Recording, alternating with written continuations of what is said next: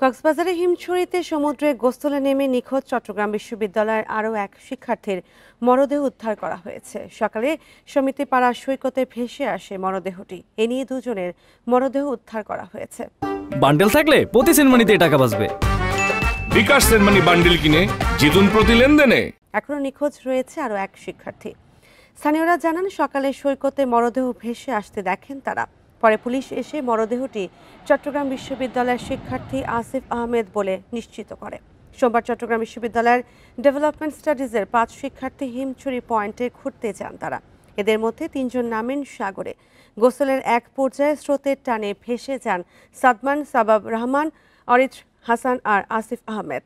পরে জেলেদের সহযোগিতায় সাদমানের মরদেহ উদ্ধার করে তারা।